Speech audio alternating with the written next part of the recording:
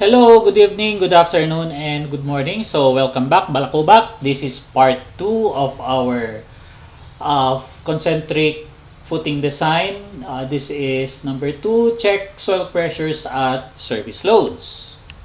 Ang number 1 natin, that is check footing dimension. So, dito sa number 2, ang kailangan natin ngayon ay si summation P. Tapos kailangan din natin si moment y or summation moment y, and then si summation moment x, tsaka si dimensions b and l, which is this. So summation p 3190, ayan. So ito yung aking Excel. Yung red ay these are input data, and then moment x is 165, and then moment y is 145. Tapos, yung dimensions BL. Ayan siya. So, this is in meters. Then, this is in kilonewton. Meter. This is kilonewton. And then, kilonewton meter. Kilonewton meter. This is P. And then, L. And then, notice na ang kailangan natin dito, summation P all over BL, tapos 6 moment Y all over BL square, tsaka 6 moment X all over LB square. And those are just iterations. Lalagyan lang natin siya ng plus and minus sign. So, ito, kinompute na natin siya. Okay, so, this is equal to sum P all over B times L. Yan. So, next, ito naman, this is equal to 6 times my divided by B times L times L. And then, this is 6 times mx divided by L times B times B. Yan. So, eto lang. Yan, tatlong kailangan natin. Now, let's say meron tayong footing. Eto siya. Tapos meron tayong axial load na, ayan. So, eto si summation P. Now, remember that stress is equal to P all over area. Okay? So, ito ngayon si F sub A is equal to FB is equal to FC is equal to FD. So, ayan siya. Itong edge na to, this is FA tsaka si FC. Dito naman sa kabila, this is FB tsaka si FD. Take note na since pare-parehas yan, parang uniform load or uniform reaction siya. Take note, ang ating summation P is acting downwards. Ang reaction naman ay opposite. Pataas siya. And this is concentric load, kaya kung ano yung stress dito, yun din ang stress sa kabila. Okay? And then next is maglalagay tayo dito ng column. This is due to P only. So pare-parehas yan. This is 127. This is 127, and this is also 127. Next, let's say meron na naman tayo dito due to this moment. Let's say this is summation moment at y. Okay? Yan. Kaya ang magre-resist dito moment only, this is my only. Ang kokontra dito sa my only is ito. Yan. So this is FB tsaka FD, or stress at point B and stress at point D. Take note na parehas lang sila. Okay? So, ayan. And then, ganun din dito sa kabila. This is stress F at point A, which is also equal to stress at point C, or F sub C. Next, bakit ito ay pababa samantalang ito ay pataas? Take note na ang ating force dito ay moment only. So, kailangan natin para mag-summation moment equal to 0, kailangan meron tayong couple or counterclockwise na reaction. Ayan. Okay? So, F sub B is equal to FD, and it is equal to FA and FC. However, it is in opposite direction. Okay? Now, let us look at this stress, which is equal to MC all over I. Ngayon, yung ating F is equal to My times, ano yung ating C? C is equal to dimension L all over 2. Tapos, yung ating I, so divided by the quantity 112 times B times L cube, tatlong L divided by 12, or 112 BL cube. Yan yung moment of inertia. Now, this will boil down to 6 my divided by BL squared. Okay? Ayan. Which is now equal to this, 6 my all over BL squared. Ito siya. So, balik tayo dito. This is moment Y only. Okay? Ngayon, etong reaction is pataas. So, ito siya. So, positive. Ganon din dito. Etong FB is equal to FD. This is also positive. Okay? So, this is equal to positive 6 my, and then this is FC, and this is FD. Ayan. And then FD is also equal to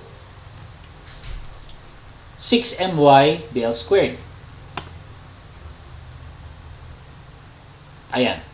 Next, punta tayo ngayon kay FA tsaka FC. This is opposite direction, pababa. Kaya magiging negative siya. So, FA now, that is equal to negative 6 my all over BL squared. And then, eto, FC, ganun din. Equal to negative this value. Yan. Next, punta tayo ngayon kay due to MX only. Okay, so sosolvein natin yung mga stresses. Now let us review dito. So, this column refers to the axial load P only. So, mapapansin nyo panay summation P all over BL lang yan. Ito. Yan yun. Now, let's go to this column. Ayan. So, this is due to MY only. Kaya siya naging negative. And then, this is positive, negative, and then positive. Which simply follows this. Okay? So, this is negative, positive, and this is also negative. Ayan. Okay? So, FA and FC are both negative. Ayan. Okay, so nakorek ko na. Next, dito tayo ngayon kay due to summation moment at x. Let's say this is mx only. Okay? And this is summation mx. Kaya, ang dimension natin ngayon dito in consideration would be yung b. Okay? So, ito ngayon, this would become mx divided by c. This time, our c is yung dimension b divided by moment of inertia. Ito ay magiging L b cubed divided by 12, and this boils down to 6mx all over L b squared. Ayan. Okay? So, 6mx all over LB squared. Ngayon, etong points na ito, this now becomes corner A and corner B. Tapos, ito naman, this now becomes corner C tsaka corner D. And, etong stress na ito ay F at A tsaka F at B. So, parehas lang sila. However, ganyan ang direction. And then, this now becomes FC and FD. Okay? Now, punta na tayo dito kay MX only. So, meron tayong tatlong stresses again. So, FA, dito tayo muna kay FC and FD. So, si FC and FD, this is positive kasi pataas siya. So, this is equal now to 6mx all over LB squared, which is positive. Dito tayo. Yan. Okay? Tapos, ang kaparis niya ay si FD. Ito. So, that is equal to 6mx. Ayan ulit. Positive siya. And then, si FA and FB, ganun din. However, negative na sila kasi, tingnan nyo, opposite direction siya. So, paglagay tayo dyan ng negative. Yan. So, negative 10. Ganun din si FB. Okay? So, that is also negative. Okay, next is, so, natapos na tayo rito. So, let's review. This is negative, negative, and then positive, positive. Kaya, ayan siya. Ngayon, pag co-combine natin yung tatlong yan, kasi, kailangan nating ma-eliminate itong negative reaction na yan. Otherwise, yung footing natin, kung moment only, tataas ito. So, rotate siyang ganyan. Yan ang iiwasan natin. Merong part ng footing na tataas. So, we have to combine the moment plus the axial. So, tendency niyan magiging ganito. Okay? So, meron tayong ito, uniform load plus this stresses equals ganito na yung ating stress profile ngayon. Now, how do we do that? So, dito, this is P. This is due to P. And then, due to MY. Tapos, due to MX. Okay? So, ilagay natin dyan.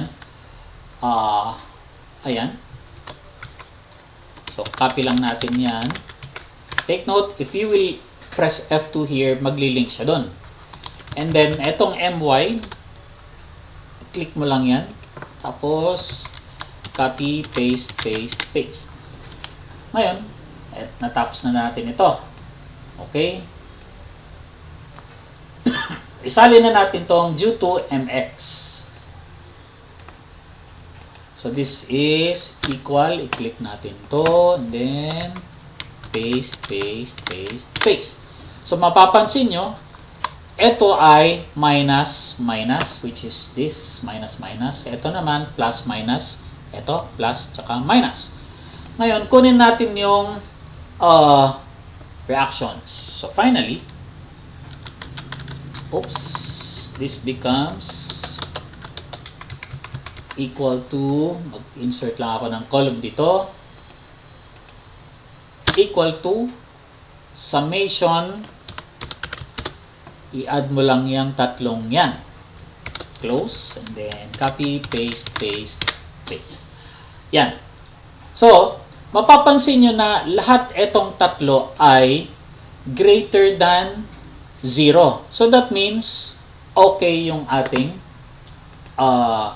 na-satisfy natin yung ating condition na FA, FB, FC, and D are all greater than 0. Now, isalin natin itong Q effective. Yung Q effective, na-solve natin yan dito sa part 1, which is ito. It should also be greater than all of these 4 stresses. Okay? Now, let's check. So, balik tayo dito sa sample. Yan. So, number 2, check soil pressure at service loads. F sub A is 118.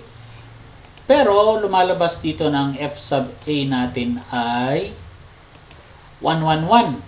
Bakit kaya? Take note that this is no orthogonality effects. Dito, ayan, meron tayong EQ at X. Ibig sabihin, kino-consider natin yung orthogonality effects. Ayun, meron siyang yes. Kaya, gagawa ulit tayo ng panibagong computation considering orthogonality effects. Okay, so let's continue. Maglalagay lang ako dito ng split. So, etong si summation P all over BL, papangalanan natin siya as double A. Okay? Yan. Tapos, eto naman, papangalanan natin siya, or we will name this as double B. Yan, kunyari. And ito naman, papangalan natin siya as double C. Yan. So, to do that, i-click mo lang ito, tapos,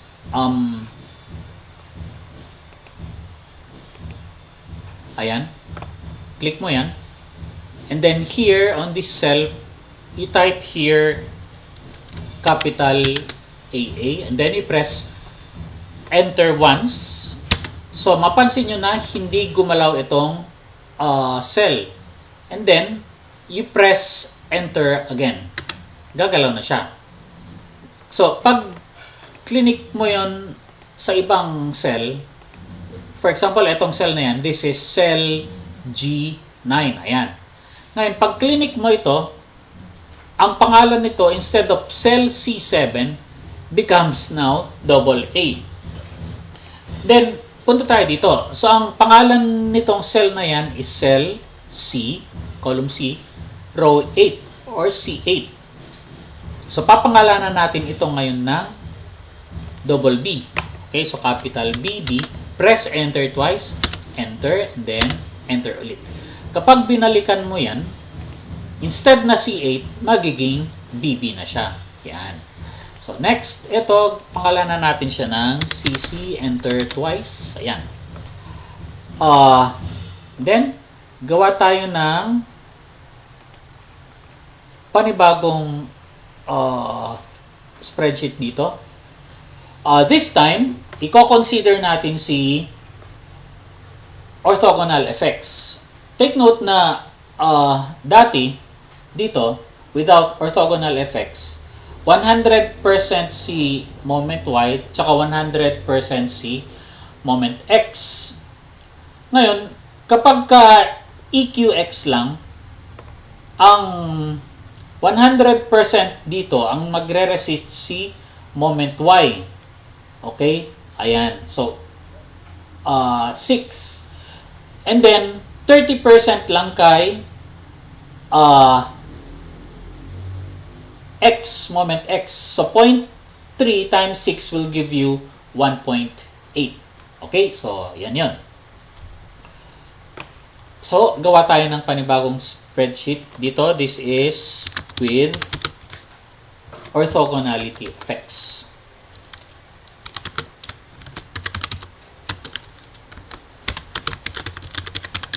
Ayan. So, meron tayong, again,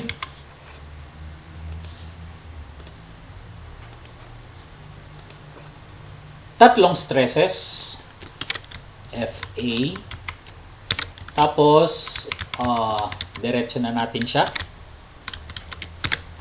Okay? Pero, ang i-consider natin ngayon ay due to EQX plus 30% of EQY. Yan. Okay? So, unahin natin si P. So, this is simply equal to AA. Ayan. Then, i-press Enter. Automatic na magli-link siya dito. Okay? Pwede rin naman, this is equal to, instead na magta-type ka ng equal to, tapos i-click mo yung summation P all over BL and then enter mo ulit. Instead na magganyan ka, you just type here equal to AA. And then type mo dito equal to AA. This is equal to AA. Okay? Next, dito tayo ngayon sa column ng due to moment Y. Yan. Remember that 6 summation moment Y is now equal to BB. Yan. Okay? So, dito tayo. So, this is now equal to negative BB. Ito. Tapos, this is equal to positive BB. So, wag mo nang lagyan ng plus BB. Okay? Or you just simply type equal to BB. Next, dito tayo para sa FC. This is equal to negative. Okay, equal to negative BB. And finally, this is equal to positive BB. Next, dito kay MX, this is equal to negative. Okay, paano yan ngayon? This is equal to 0.3 times negative MX. What is MX? It is CC. Yan. Okay naman. Equal to negative 0.3 times CC. Okay? Then, dito naman, ganun din. Equal to 0.3 times negative CC. Yan. Take note na wag kang maglalagay ng 0.3 negative CC. Mali yan. Baka ang isipin niya 0.3 minus CC. Yan. See? Mali. So, always put there the multiplication sign which is asterisk and not XX. Okay. So, this is positive. Ito tayo. No? And finally, this is 0.3 times CC. Or, pwedeng 0.3. Hindi pwede. Lagyan mo ng asterisk. Next, we will add all this. So, lagyan natin tong equal sign. And then, sum. I-add mo yung tatlo. Copy, paste. Paste, paste, paste. Yan. So, copy, paste, paste, paste.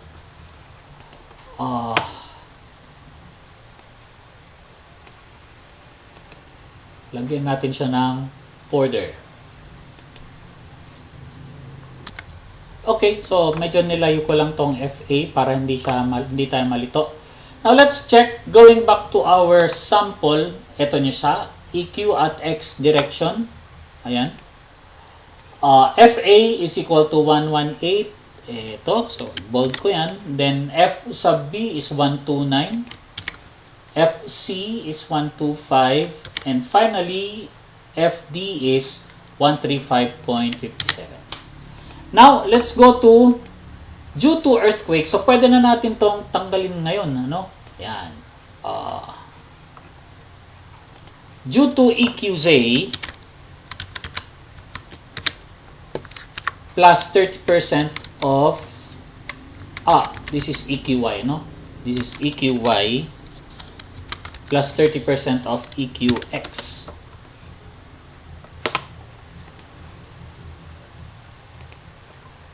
Okay, so dito tayo sa kabila.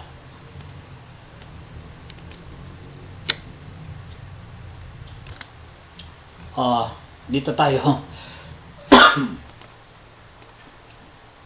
So we will copy this. Okay, and then obviously this is equal to AA again, so we just copy that.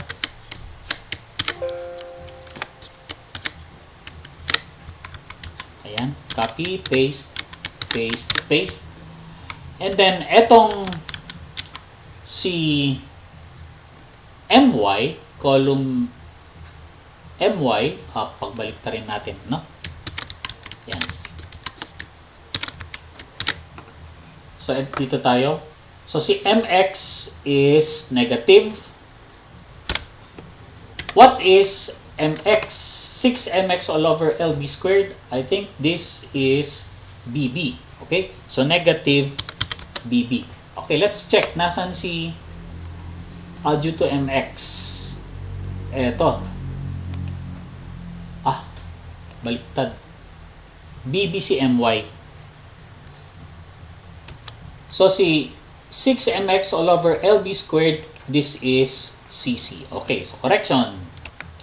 So, this is equal to negative CC. Next, dito naman, this is also equal to negative CC. Then, etong dalawa, this is positive CC, and then this is positive CC. Next, dito tayo ngayon kay MY. This is 0.3 times BB, pero negative, equal to negative 0.3 times BB. Then here, this is positive 0.3 times BB. Okay? Tapos, ito, this is negative, positive. Ayan, negative and then positive. Pwede nating i-copy yan, paste mo na dito. Now, we just add this 3. Yan. So, equal sign, click, plus, click, plus, click. Ayan. Then, you can copy that. Or, pwede mong gawing equal to sum of these 3. Yan. Okay, copy, paste, paste, paste. Now, let's check. Dito tayo ngayon kay EQY plus 30% EQX, which is this part. So, F sub A is 115. So, check. Tapos, dito tayo, F sub B is 118. Check. And then, F sub C is 136. Check. Then, FD is 139. Check. Okay, so that is part 2.